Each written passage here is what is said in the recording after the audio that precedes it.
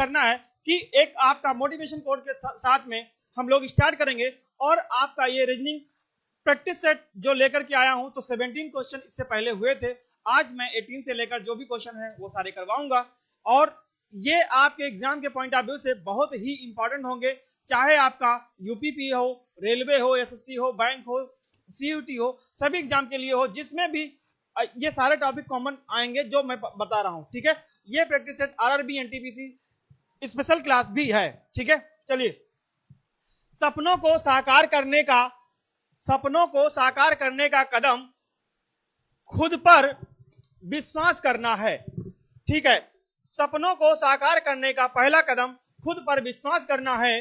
अपने आत्मविश्वास को हमेशा ऊंचा रखें, अपने आत्मविश्वास को हमेशा ऊंचा रखें, क्योंकि यही आपकी असली ताकत होगी, यही आपकी असली ताकत है। जीवन एक आईना है, जीवन एक आईना है, या वही दिखाता है जो हम आप देखते हैं, या जो हम आप देखना चाहते हैं, ये सिर्फ और सिर्फ वही दिखाता है। ठीक है दोस्तों, तो अपने जोश, अपने जज्बे को बना के रखिए और खुद पर विश्वास रखिए, ताकि आपकी अपनी इच्छा, अपने माता पिता की इच्छा सबको पूर्ण किया जा सके। ठीक है, चलिए नेक्स्ट चलते हैं क्वेश्चन पे। पहला क्वेश्चन है, यानी आज का पहला क्वेश्चन है, इससे पहले 17 नंबर तक मैंने करवा दिया था, तो अब आप क्या करेंगे, चलिए, pointing to X, y says x is the daughter of the only son of my mother's x, then y's mother is x dash। अब क्या करना है कि x की ओर इशारा करते हुए कहता है x मेरी मां के इकलौते बेटे की बेटी है। पॉइंटिंग एक्स, वाई सेज, इस यहां पे हिंदी में टाइपिंग में थोड़ा सा एरर है। अब इसमें क्या एरर है ये मैं बता दे रहा हूं, ऊपर इंग्लिश में सही है। ये कहा है pointing to X, Y says, मतलब एक्स की ओर इशारा करते हुए वाई ने कहा है, तो आप क्या करेंगे, एक्स की ओर इशारा करते हुए वाई ने कहा है, क्या कहा है, तो पहले आप एक्स बना लो और ऐसे सिंबल बना लो वाई। ठीक है, तो वाई ने एक्स से कहा है, क्या कहा है, एक्स मेरी माँ के, मतलब ये बात कौन कर रहा है, वाई कर रहा है, तो मेरी माँ के इकलौते बेटे। अब इकलौते बेटे की बात कर रहा है, तो इसका मतलब वो स्वयं हुआ, ये भी ध्यान रखना है। इकलौते बेटे का मतलब होता है स्वयं, ये ध्यान रखिएगा। इकलौते बेटे स्वयं की बात करता है, स्वयं की बात करता है, इस बात को ध्यान रखिएगा। ठीक है, अब क्या करेंगे, स्वयं की बात करता है, एक यक्ष मेरी मां के इकलौते बेटे की बेटी है, इसका मतलब इसकी बेटी है। ये कौन है, ये एक्स है। ठीक है, ये मेरी मां के इकलौते बेटे की बेटी है, ये ब्लड रिलेशन का क्वेश्चन है। यहां से 1 से 2 क्वेश्चन हमेशा पूछे जाते हैं, और चाहे कोई भी एग्जाम हो, ये जो टॉपिक है ये बहुत इंपॉर्टेंट है। तो आप क्या करेंगे, बेटी है तो बेटी का मतलब माइनस सिंबल रिप्रेजेंट करेंगे, तो वाई की माँ का एक्स से क्या संबंध है, यानी कि इसका इससे क्या संबंध होगा, तो आपसे क्या बताएंगे आप, तो वाई की माँ का एक्स से पूछा है, तो ये आपका ऐसे नहीं बनेगा, सिंबल आप बनाएंगे, वाई की माँ का एक्स से क्या है, एक्स से पूछा गया है, तो ये इसकी या तो दादी होगी या नानी होगी। अच्छा, क्यों होगी ऐसे, क्योंकि वाई उसका बेटा, अच्छा बेटा है, तो ये आपकी क्या हो जाएगी, दादी। ठीक है, दादी या नानी, इसमें आपको सिर्फ अगर दादी और नानी अलग अलग ऑप्शन में होता तो हम लोग ऑप्शन लगाते सिर्फ दादी, लेकिन यहाँ ग्रैंड मदर है, तो ग्रैंड मदर का मतलब आपका दादी और नानी दोनों को ले सकते हैं। ठीक है, तो इस तरीके से एक क्वेश्चन उम्मीद करता हूं आपको समझ में जरूर आया होगा। चलिए नेक्स्ट चलते हैं। 19 नंबर क्वेश्चन है, 16 लड़कों की एक कतार में जब आशीष को बाईं तरफ से 2 स्थान स्थानांतरित किया जाता है, तो वह बाएं छोर से 7वां हो जाता है। कतार में दाहिने छोर से उसकी पूर्ववत स्थिति क्या होती।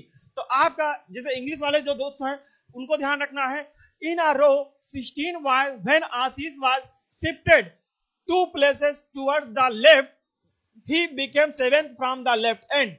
What was his earlier position from the right end of the row. आप क्या करेंगे, कैसे समझेंगे इस क्वेश्चन को, आप समझेंगे जैसे एक मान लो एक रो बना लिया, ठीक है, एक रो आपने बना लिया 16 टोटल। अब आप ये मान लो फर्स्ट है, ये आपका फर्स्ट है, ये आपका क्या है 16 है, ये 16 है, टोटल 16 है। अब ये कह रहा है कि एक कतार में जब आशीष बाईं तरफ से 2 स्थान स्थानांतरित किया जाता है, जब स्थानांतरित किया जाता तब सेवेंथ में आता है। इसका मतलब ये यहाँ पे सेवेंथ पे आता है कब, जब स्थानांतरित किया जाता है। इससे पहले आपको लेफ्ट में स्थानांतरित किया जाता है, इसका मतलब इससे पहले यहां से ये 9 नंबर पे रहा होगा, कौन, आशीष, ठीक है। तो ये पहले 9 से लेफ्ट से 9 नंबर पे रहा होगा, ठीक है। अब स्थानांतरित कर दिया गया तो 7 पे आ गया। अब कह रहा है कि कतार में दाहिनी छोर से उसकी पूर्ववत स्थिति क्या होगी, मतलब पहले की स्थिति क्या होगी। तो यहां से अगर हम काउंट करें तो ये 16 से 9 नंबर, तो 16 माइनस 9 करेंगे तो कितना आएगा 7 आएगा। और ये आपका होता है, ये इस तरफ से भी 9 है, इस तरफ से 7 है, तो आप 2 बार आएगा, तो इसलिए आप इसको प्लस कर देंगे, यानी कि 8 नंबर हो जाएगा, 8 आपका स्थान होगा, ठीक है। आप 16 से 7 माइनस करेंगे, ठीक है, ये स्थिति पूछा है तो आपको ये नवा नंबर पूछा है, तो ये आप इससे पहले वाले 8, इधर 8 ही तो बचेंगे, आप बताओ, इस तरफ जितने होंगे ये 8 ही तो होंगे, और जब ये 8 होंगे तो इस तरफ भी 8 होंगे, तो ये 8वां स्थान होगा दाहिनी तरफ से। इस बात को ध्यान रखिएगा, हमें एक जब रैंकिंग पढ़ाया जाता है ऑर्डर रैंकिंग, तो लेफ्ट प्लस राइट माइनस 1 ये फार्मूला होता है, तो इस बात को भी ध्यान रखना है। इस तरीके से हम लोग क्वेश्चन यहाँ पे लगा सकते हैं, ठीक है। तो लेकिन यहां पे थोड़ा सा दूसरा क्वेश्चन पूछा गया था, तो इसलिए यहां से आपको 16 माइनस 9 प्लस 1, तो ये आपका लगेगा, तो 8 आंसर आपका एग्जैक्ट सही है, ठीक है। नेक्स्ट क्वेश्चन चलते हैं, और ये क्वेश्चन आपके एग्जाम के पॉइंट ऑफ व्यू से बहुत ही इंपॉर्टेंट है। आप अपने दोस्तों को ज्यादा से ज्यादा शेयर करिए, और अब चैनल पे अगर नए हैं तो चैनल को सब्सक्राइब कर लीजिए। ये क्वेश्चन आप चाहे यूपीपी हो, एसएससी, बैंक, रेलवे, और आपका अगर सीयूटी का एग्जाम भी दे रहे हैं तो उसके लिए भी बहुत ही महत्वपूर्ण साबित होगा, ठीक है। आवाज देख लेते हैं आ रही क्या नहीं आ रही है, ठीक है, आ रही है। नेक्स्ट क्वेश्चन है, अब आपसे कहा गया है India what is the minimum permissible age of employment in a factory. Bharat के कारखानों में रोजगार प्राप्त करने की निम्नतम आयु क्या है, मतलब इससे कम के बच्चे, इससे कम के छात्र या इससे कम के आदमी जो है फैक्ट्री में काम नहीं कर सकते हैं। तो ये है आपका 14 साल से कम के बच्चों को फैक्ट्री में काम करने की अनुमति नहीं है। ये आपका जो है आर्टिकल नंबर 23 में बताया गया है, श्रम, बाल श्रम वाला, ठीक है। तो शोषण के विरुद्ध अधिकार में 23 और 24 आता है, तो उसमें भी ये है, ठीक है। तो ये आपका हो जाएगा 14 साल से। ये आपसे पूछा है कि मिनिमम एज कम से कम इतनी होनी चाहिए, ठीक है, मिनिमम की बात कर रहा है, इसलिए 14 हो जाएगा। इससे कम वाले बच्चों को वहां पे फैक्ट्री में काम करने पे मनाही है, ठीक है, यानी मना किया जाता है। चलिए नेक्स्ट क्वेश्चन है, यूजिंग द सीक्वेंस ये है find the term missing from the following series. अब आपसे कहा गया है, ये मिसिंग सीरीज से आया है क्वेश्चन, ठीक है। ये आप क्या करेंगे, VWYN जो भी है, ये क्रम का उपयोग करते हुए निम्न श्रृंखला में से लुप्त पद बताइए, पता करें। तो लुप्त पद क्या है, जैसे यहाँ पे YP है, स्टार्टिंग में YP है, तो आप देखो YP यहाँ पे है, ठीक है, YP है। अब लास्ट में 5S है, तो 5S देखो कहां पे है, 5S LD, ये LD है, ये LD है, ये 5 है, ये टाइपिंग एरर है, ये 5 है, ठीक है, तो 5S हो जाएगा, ठीक। तो अब आपका आगे यहाँ पे क्या आएगा, तो इसके जस्ट आगे का आएगा आई और ओ, यानी ओ आई, ये ऑप्शन नंबर बी हो जाएगा।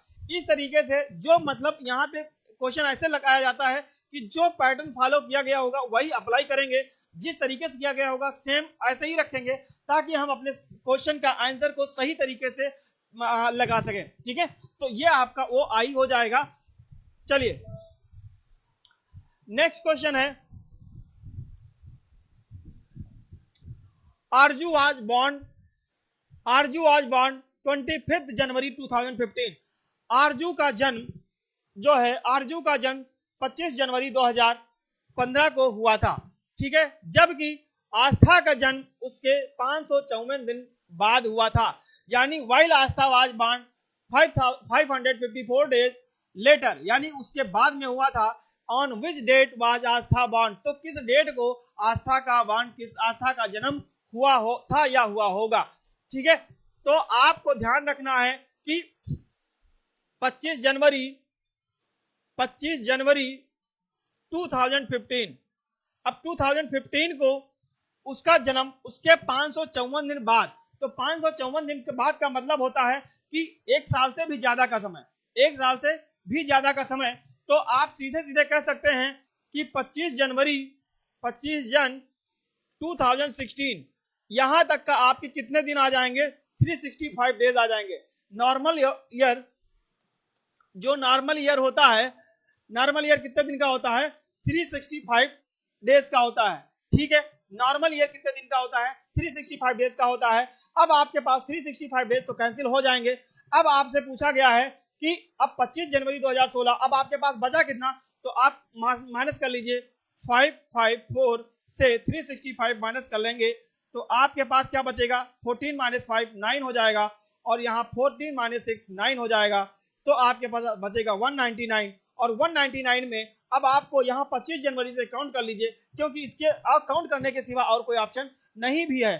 ठीक है, चलिए यहाँ दिखाई दे रहा है ना, हाँ ठीक है, ये आप 199 करेंगे तो 25 जन हो गया। अब आपके पास जनवरी में कितने दिन बचे, जनवरी में बचे 6 दिन। जनवरी में कितने बचे, यहां मैं लिख देता हूं, जनवरी में कितने बचे, 6 दिन।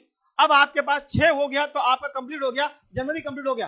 अब जो जनवरी का, जो 2016 का आया 2016 का, तो जो फरवरी होगा वो 29 डेज का होगा, तो 5 होगा आपका 29, मार्च बाकी तो सेम होते हैं, एम आपका 31, अब ए आपका, ए का मतलब अप्रैल, ये भी ध्यान रखिएगा, ये क्या मतलब अप्रैल, तो ये आपका 30 हो जाएगा अप्रैल। मई आपका 31 हो जाएगा, मई, अप्रैल, मई, जून आपका 30 हो जाएगा। अब आप काउंट कर लीजिए तो आपका कितना हो जाएगा, 30, 31, 62, 31, 32, 62, और ये 92 और 30, 92 सीधे सीधे 30 कर लो तो 121 हो जाएगा, 121 और 30, 121 और 30 आपका हो जाएगा 151, 151 और 6 157 हो जाएगा।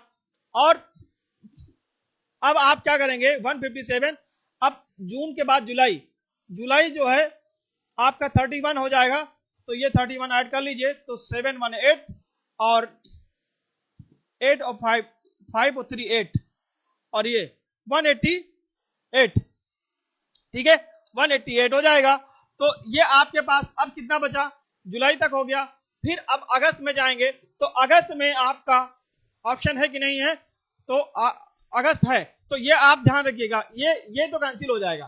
ठीक है, कुछ तो एरर हुआ है, यहां से एक बार फिर से काउंट करेंगे, यहां आपका आंसर आ जाएगा 1 अगस्त 2016, 1 अगस्त 2016 आएगा। तो इसको ध्यान रखना है, कैसे मैंने बता दिया, 365 25 जनवरी 2000 वो तो कंप्लीट हो गए। ठीक है, अब आप 199 बचे, तो आप क्या करोगे, एक बार मैं फिर से देख लेता हूं, ताकि कोई गलती तो अगर हुई हो तो भी पकड़ में आ जाएगी। चलिए मैं फिर से देख लेता हूं,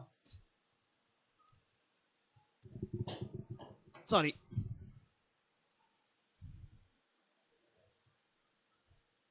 ठीक है, यहां में 199 डेज बचे थे ना। चलिए आपके पास 554 था, 554, 554 से आप 365 माइनस करेंगे, कितना बचेगा? 14 माइनस 5 9 हो जाएगा। यहाँ 14, 14 माइनस 6 8 हो जाएगा। सॉरी, ठीक है ठीक है ठीक है, बहुत बढ़िया। 189 आया, 189 आया, ठीक है। तो यहाँ 188 आ रहा था आपका, अभी जब हम किए थे 188, ये देखो 188 आ रहा था। तो 188 आपका कब आ रहा था? जुलाई, 31 जुलाई तक आ रहा था। तो 1 अगस्त को यानी 189वां डेज आपका हो जाएगा। तो ये आपका 1 अगस्त 2016, ये आंसर आपका सही हो जाएगा। ठीक है, तो मतलब यहाँ पे माइनस करने में थोड़ी सी मिस्टेक हुई थी, जिसकी 199 आ रहा है, तभी मुझे पता हो गया था कि ये गलत हो रहा है। तो आपका 1 अगस्त करेक्ट है। और वैसे भी बाय द ऑप्शन देखेंगे तो यहाँ 3 है, यहाँ 2 है, तो यहाँ पे अगर 10 डेज का फर्क आ रहा था, तो 10 डेज का तो फर्क वैसे भी नहीं हो सकता था। ठीक है, चलिए नेक्स्ट क्वेश्चन है 23 नंबर क्वेश्चन। ये आपका तर्क और अजम्पशन पे, आर्गुमेंट पे है। यहां से क्वेश्चंस आपके आरआरबी एनटीपीसी में लगभग 4 से 5 क्वेश्चन पूछे ही जाते हैं। बहुत सोच समझ कर आंसर देना होगा, जैसा क्वेश्चन में होगा अकॉर्डिंग टू ही उसी के आंसर देंगे, ताकि क्वेश्चन गलत ना हो। ये है consider the arguments that decide which of the given assumptions are. आप हिंदी में पढ़ लीजिए ताकि आपको यहाँ पे गलती ना हो, क्योंकि क्वेश्चन बड़ा भी है। राजमार्ग प्राधिकरण ने घोषणा की थी कि वह शुक्रवार से 3 दिन के लिए बंगलोर तुमकुर के बीच सड़क मरम्मत का बड़ा काम शुरू करेगी। ठीक है, यानी कि कहा गया है राजमार्ग प्राधिकरण ने घोषणा की थी कि वह शुक्रवार से 3 दिन के लिए बंगलोर और तुमकुर के बीच सड़क मरम्मत का बड़ा काम करेगी। अब अगला इसके पार्ट यहां पे है, चलो ये देखते हैं। अब आपसे कहा गया है लोगों को बंगलोर और तुमकुर के बीच अपनी यात्रा की योजना इसके अनुरूप बनाने की जरूरत है। हाँ दोस्तों, ये एकदम सही है, क्योंकि अभी आपसे कहा गया था बंगलोर और तुमकुर के बीच में सड़क मार्ग बनने की प्राधिकरण जो है बनने का मतलब काम चालू होने वाला है। तो अगर आप ये सारी चीजें जो भी बड़ी घटनाएं होती हैं, बड़ी चीज होती हैं, तो वो आपको न्यूज में दे दिया जाता है। तो अकॉर्डिंग टू जैसे सिचुएशन हो वैसे आपको काम करना चाहिए। तो ये आपका तो सही है। नेक्स्ट है प्राधिकरण अनावश्यक मरम्मत कार्य से नागरिकों को परेशान कर रही है। ऐसा नहीं है, अगर परेशान करने की बात तो आप जाएंगे कैसे? अगर रोड सही नहीं होगी तो आप यात्रा करेंगे कैसे? तो परेशान करने की बात नहीं कर रहा है, वो कर रहा है उसके अनुसार आप जाइए। हो सकता है जाम लग जाए, हो सकता है कि आपको टाइम ज्यादा लगे, इसके लिए वो चेतावनी दे रहा है। ठीक है, तो ये आपका आंसर हो जाएगा। नाइदर, ये तो पहले बात होगा नहीं, और दोनों सही नहीं है। आपका पहला सही है, यानी ओनली फर्स्ट। तो आप इस तरीके से एलिमिनेशन करके क्वेश्चन का आंसर पहुंच सकते हैं ऑप्शन पे। ठीक है, चलिए नेक्स्ट क्वेश्चन है। और इस तरीके के क्वेश्चन पे बहुत ध्यान देने की जरूरत है, क्योंकि ये क्वेश्चन आपके लिए रामबाण साबित हो सकते हैं। और एक एक पेपर में लगभग किसी मतलब पेपर में जो है 5 क्वेश्चन और 6 क्वेश्चन भी आए हैं। ठीक है, तो ये भी ध्यान रखना है कि जितना आपको अजम्पशंस आपका मजबूत होगा, तर्क संगत मजबूत होगी, उस तरीके से आंसर को हम आसानी तरीके से कर सकते हैं। और हमारा टारगेट यही है, मेरा टारगेट यही है, और मेरे साथ साथ आपका टारगेट भी यही है, होना चाहिए कि हमें आरआरबी एनटीपीसी में 30 आउट ऑफ 30 नंबर लेके आने हैं। जिनको बीपीएससी देना है उसमें 10 से 12 क्वेश्चन आते हैं, तो उनमें तो मतलब फुल मार्क्स 10 आउट ऑफ 10 लेके आने की पूर्ण कोशिश करनी है, तो ताकि क्वेश्चन आपसे एक एक नंबर आपके सिलेक्शन के लिए बहुत ही इंपॉर्टेंट साबित हो। ठीक है, चलिए अब नेक्स्ट क्वेश्चन चलते हैं। यहां प्रस्तुत तर्क वचन पर विचार करें कि और इस आधार पर बताएं कि नीचे दी गई पूर्व धारणाओं से कौन से इसमें अंतर्निहित हैं। तर्क और कथन क्या है? चेतावनी, शराब का सेवन स्वास्थ्य के लिए हानिकारक है। ठीक है, जो चेतावनी दी गई है कि जब शराब आप पिएंगे तो यह आपके लिए हानिकारक है। ठीक है, चेतावनी की आवश्यकता नहीं है। शराब का सेवन न करने वाले लोग स्वस्थ रहते हैं। इन दोनों में जैसे आपके पास अजम्पशन दिया गया है, ठीक है, वार्निंग दी गई है, आर्गुमेंट दिया गया है, उसके अनुसार जो अजम्पशन है वो आपका कोई मैच नहीं करता है। वो कहा है कि चेतावनी शराब का सेवन स्वास्थ्य के लिए हानिकारक है, और ये कहा है कि चेतावनी आवश्यकता नहीं है। ऐसा हम कह ही नहीं सकते, क्योंकि हमें देना आंसर किसके हिसाब से? इस तरीके से जैसे आपसे कंजम्पशन कहेगा। अब शराब का सेवन ना करने वाले लोग स्वस्थ रहते हैं, स्वस्थ रहते हैं या नहीं रहते हैं, ऐसा कुछ इसमें नहीं कहा गया है। और स्वस्थ रहना ना रहना यहां से कोई इससे मतलब नहीं होगा। तो इसमें आंसर हो जाएगा नाइदर आर, ना तो फर्स्ट और ना तो सेकंड ऑप्शन इसमें होगा। अभी मैं देखता हूं, ऑप्शन है ये, पहले ही ऑप्शन सही हो जाएगा, पहला ऑप्शन सही हो जाएगा, neither first not second, implicit, ना तो पूर्व अवधारणा फर्स्ट और ना ही पूर्व अवधारणा सेकंड है। ठीक है, तो इस बात को ध्यान रखिएगा। उम्मीद करता हूं ये क्वेश्चन आसान तरीके से आपको समझ में आया होगा और ये आपके एग्जाम के पॉइंट ऑफ व्यू से बहुत ही इंपॉर्टेंट होगा। ठीक है, चलिए नेक्स्ट क्वेश्चन चलते हैं।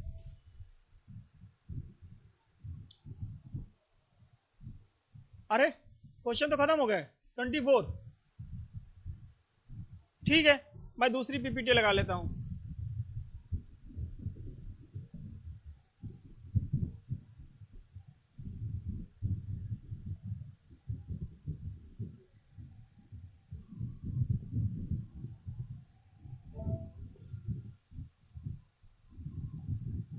ये 24 नंबर क्वेश्चंस फिनिश हो गए। क्वेश्चन और हैं, देख लेते हैं।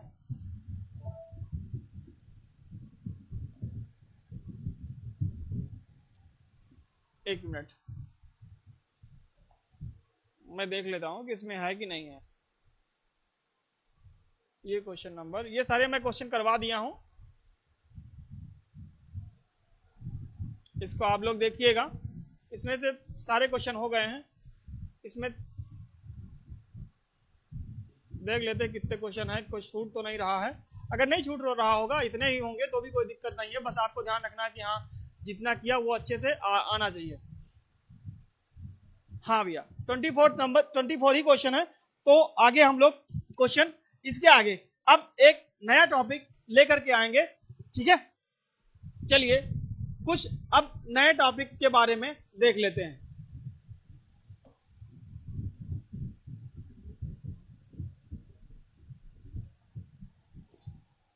ठीक है, चलिए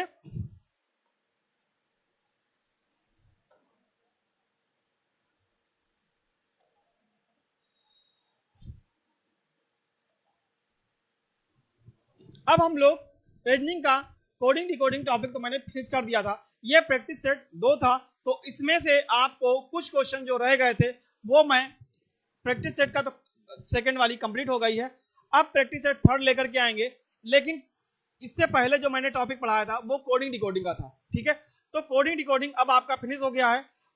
उसमें नहीं फिनिश नहीं हुआ, कुछ क्वेश्चन अभी बचे हैं, तो उसकी पीपीटी नहीं बन पाई, इसलिए मैं नेक्स्ट वीडियो में लेकर के आऊंगा। ठीक है, लेकिन मैं तब तक नया चैप्टर स्टार्ट कर दे रहा हूं, चैप्टर स्टार्ट कर रहा हूं आपका। कौन सा स्टार्ट कर दें बताइए, आप लोग कमेंट करिए।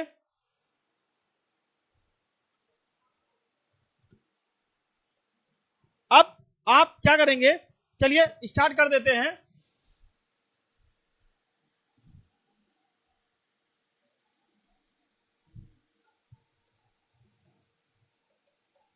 आरआरबी एनटीपीसी का ध्यान में रखते हुए चैप्टर हम लोग चलो ब्लड रिलेशन ही स्टार्ट कर देते हैं, ब्लड रिलेशन ही स्टार्ट कर देते हैं, ब्लड रिलेशन ही स्टार्ट कर देते हैं। अब इसमें क्या करेंगे, ब्लड रिलेशन में क्योंकि इसकी पीपीटी नहीं बनवाई है तो पहले कोडिंग डिकोडिंग पढ़ाएंगे, इसके बाद इस चैप्टर को मतलब पढ़ाएंगे। लेकिन आज अभी थोड़ा सा इस लेक्चर में किस तरीके से पैटर्न पे क्वेश्चन पूछे जाते हैं, किस तरीके से मतलब क्या पैटर्न होता है ये मैं बताऊंगा। ब्लड रिलेशन का मतलब होता है रक्त संबंधता, रक्त संबंधता। ठीक है, यहां से एक मिनट जरा देख लेते हैं, अगर पीपीटी बन गई हो तो स्टार्ट ही कर देते हैं, फिर इसको चलाएंगे।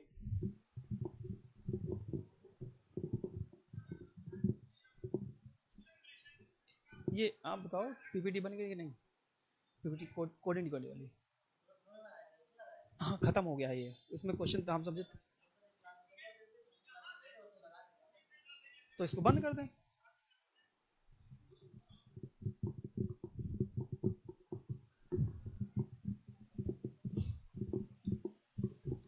ठीक है दोस्तों, ये पीपीटी बन गई है, तो कोडिंग डिकोडिंग जो बचा हुआ था उसी को पहले पढ़ा देते हैं, फिर ब्लड रिलेशन स्टार्ट करेंगे। ठीक है, थैंक यू क्लास।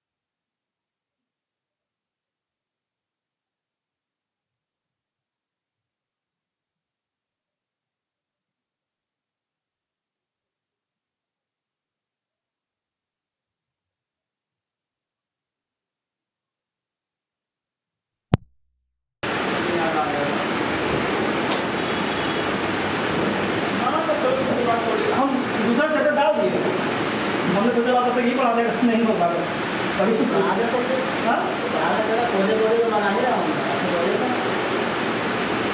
बना रहे हो 10 क्वेश्चन बोला था 5 नंबर का 10 क्वेश्चन अच्छा हाँ तो आप चलो बंद कर दिए थे इसीलिए ही पूछे गए थे हम आपसे अच्छा हमें लगा कि आपको दूसरा चक्कर कराने जा नहीं नहीं दूसरा चक्कर ही है जैसे पीपीटी खत्म हो गई और टाइम देखा तो अभी 20-21 मिनट हुआ था तो हमने सोचा मतलब अभी स्टार्ट कर देते हैं 10 क्वेश्चन जो बन गए हैं वो